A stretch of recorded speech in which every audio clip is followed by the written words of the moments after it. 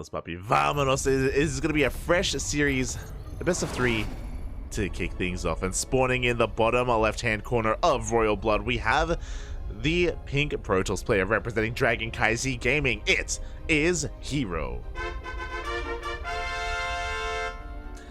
And spawning in the top right-hand corner of Royal Blood, we have as opponent, we have the Vietnamese Zerg player representing Team Gosu. It is MeomaikA. I'm gonna need to fix that. Shaking my head. Oh god, but yeah, here we go. This is the PvZ that we have all been waiting for. Other series have come and gone. If you want to tune into a PvP, I believe that is being casted by Chicken Man. Chicken Man is covering, I believe, Nice versus Classic. Meanwhile, Steadfast is covering a different series. Steadfast is covering, I believe, Dongregyu versus Rebellion. So quite a number of, or I think Dongregyu versus Gumiho actually. So quite a number, of high-profile matches going on. Oh boy, and of course, eventually we will all converge in the semifinals, but until then, we're here to find out who makes it to the semifinals, as this is a quarterfinals match, and this is a bit of a banger as well. We have casted herO versus MeomaikA in the past, and it typically has gone herO's way, but MeomaikA is a very special kind of player. He's very unorthodox, very chaotic as well. Always a lot of fun to watch, and we'll see how he goes, as we do have a bit of an interesting opener. It was a pool gas hatch opener here from MeomaikA, so quite aggressive, especially because of the earlier gas geyser.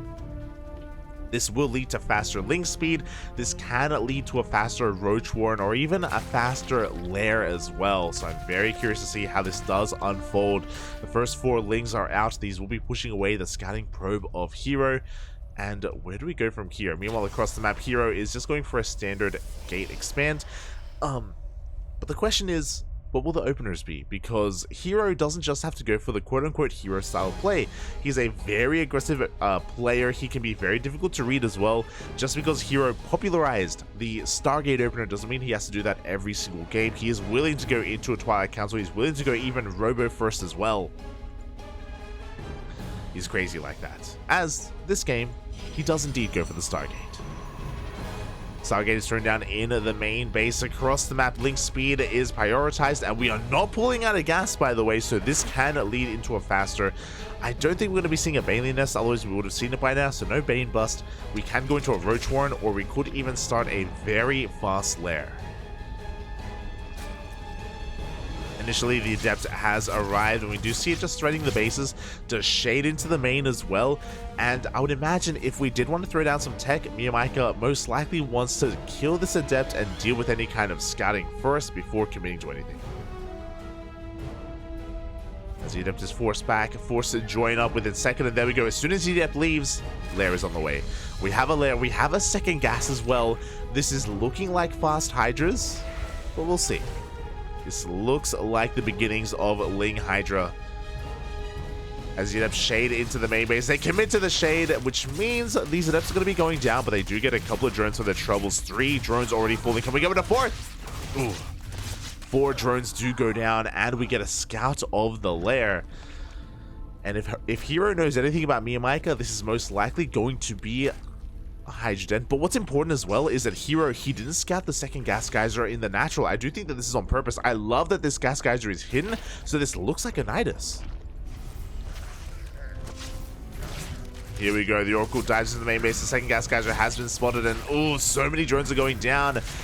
MeomaikA punished for his lack of queens, for the lack of spore. 7 drones fall. There's that Hydra that we were talking about. Again, the big tell for the Hydra is 2 gas geysers being mined from. But with the death of all those workers, I don't know if we can really afford too many Hydras. Oh boy.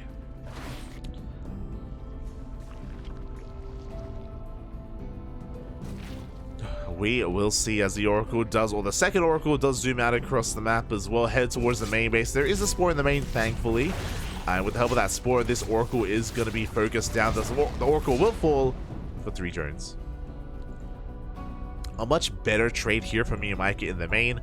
Not so much in the natural, as the spore is now finished up and he can now focus on his defense. But again, the economy of MeomaikA is still in shambles, and he may just have to be forced all in at this point. Oh my god. I'm afraid to look, but 16! A mineral line, 16 drones have already gone down this game. We have scouted the tech. Looking at the vision here, we have scouted the Hydra as well, and I love this from herO. After confirming the Ling Hydra, he's going into Glaive Adepts. Glaive Adepts work so well against both Lings and Hydras. Their typical counter are Queens and Roaches because of how tanky they are, but the Adepts are already arriving, and this game may end before it begins. There we go. GG gets called. The Adepts show up. Even without Glaives, it's going to be too much to handle, and herO will take game number 1. Oh, EG. Boy, again, when it comes to this specific playstyle or this specific build from MeomaikA, it does thrive against standard play. I'm talking about Oracle into +1 Blink Stalkers, into something a little bit more passive, something a little bit more economic. But against a 2-base play against Glaive Adepts or Adepts like that, Hydras are not the unit you want to see. Or that kind of build specifically, just because we're cutting corners, we're not making any roaches. Just quite vulnerable in the early game. And herO is more than willing to abuse that. Here we go, we're getting into game number 2, and it's going to be taking place on grass farm. Let's go.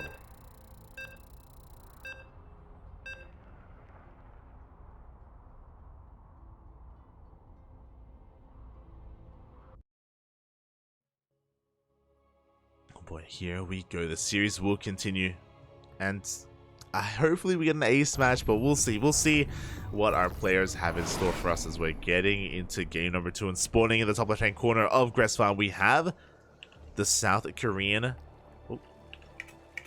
Oh my god. My apologies. We have the South Korean Protoss player representing CranKy Z Gaming. It is herO. And spawning in the bottom right-hand corner of grass farm, we have his opponent. We have the Vietnamese Zerg player representing Team Gosu down in the series, but still in this. It is MeomaikA. Rocking that lovely crown on his beautiful head. Oh, it's beautiful. If you weren't able to piece it together, as we have a pool first opener here by MeomaikA. Of course, MeomaikA, I believe, is Vietnamese for a cat. There you go. That's why it's Meo, like meow. Aye.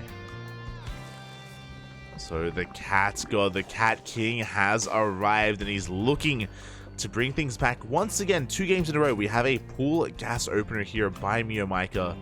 So he's going to have earlier Lings. He's going to have earlier Ling speed as well. This seems to be his go-to build in this matchup.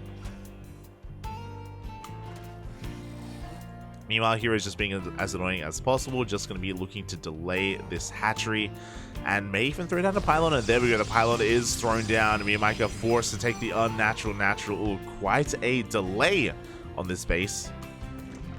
Hatchery is thrown down.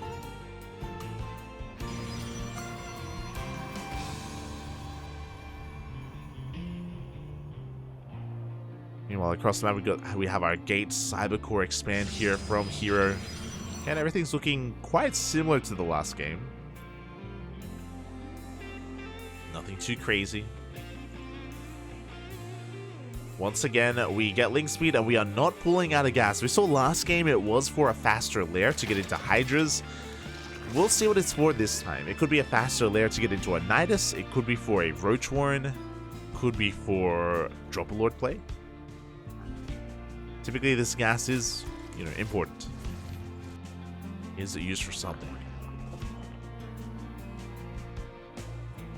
As the Queen does push that probe back, is actually looking to hunt that probe down as well. Oh my god. Oh! The scouting probe does fall, and now we are going to be able to keep our follow-up hidden as well. I'm curious as to what that will be. Because we have MeomaikA just main-arting some drones over. Queens are finishing up, and there we go. It is for that fast lair. This time, no additional gas geysers, so this is feeling like a Nidus play from MeomaikA. The Adept is going to shade on forward here. Does force a gas. Ooh, and is able to slip into the main base and should get a full scout and does confirm the timing of this lair. But I still love the way that this plays out because of the series. Game 1, Mia went for a fast lair, and it was for a Hydrogen. Here in Game 2, it doesn't have to be the same thing. But we do have that gas. So this is looking like Hydras. It does look like Hydras. Meanwhile, the Adepts, they commit to the shade. Oh, they're going to be able to focus down to these drones one after another. In Game 1, 4 drones went down, and this time we get 5. We almost get 6. So even more damage was dealt. There's that Hydrogen. MeomaikA just having a harder time here in this game. We do have the Oracles about to rook up as well. The Spore isn't done yet. No! The Oracle is going to be able to have free reign of the natural. 4 drones go down. Ugh. Thankfully, not as much as last time. We do have that Spore at least. The main base also does have a Spore ready. So the Oracle isn't going to be able to get out of hand, but damage has been done, and we could just see the same thing. We could just see herO just going to Glaive Adepts from here. I wouldn't be opposed to it.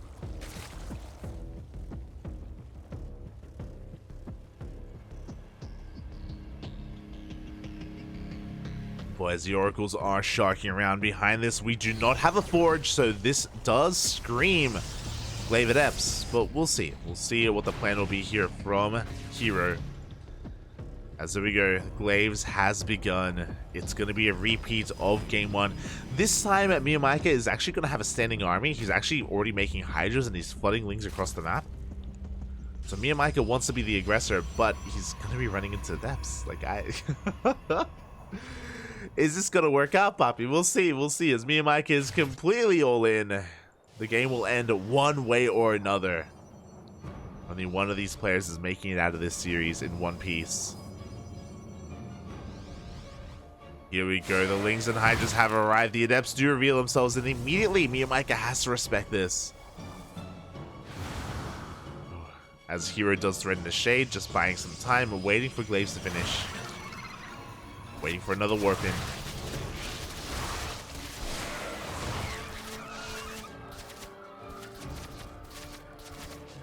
Oh, as we do have the overcharge, and we do not commit to the shade. herO was just a little bit supply block, but there we go. Another warp in of Adepts has arrived. MeomaikA still not making any workers. Throws down a Baneling Nest. Oh no! Oh, but we get a stasis trap in the main base. The Queen and the drones are now trapped. The Adepts, they're ready to go. We are ready to move on out. Lings are going to be doing what they can, but the Lings can only last so long against these Adepts. They do fall immediately. Now the Hydras are under threat, and the Hydras will all crumble. GG gets called, and herO takes the series 2-0. Again, specifically against Ling Hydra, Glaive Adepts, it's insane. GG, well played. herO does take the series 2-0. I mean, he is one of the favorites to take the entire tournament, so I don't blame him. Or, like, you know, it is quite an understandable result. But shout out to MeomaikA for making a show of it, for having, or for showcasing his builds. Alas, it usually does work a little bit better against a player that isn't going Glaive Adepts, that is going for Blink instead. But, you know, herO is quite an adaptable player. Quite adaptable indeed. He's fully aware of what can abuse that build and what works well against it. And yeah, herO, he just shut it down so nicely. If you're a Protoss player out there, and if you are maybe I don't know how often you play against Ling Hydra, but if you do, you know what to do. You do know what to do. So with that, herO moves on to the semifinals. He's not the first player to make it there, though, because we also have Classic moving on to the semifinals as well. And we have some matches to wait for. We've got Gumiho going up against Dongray Gu. I believe that's being casted by Steadfast. And we have Dark up against Silky. I believe that's being casted by Chicken Man. So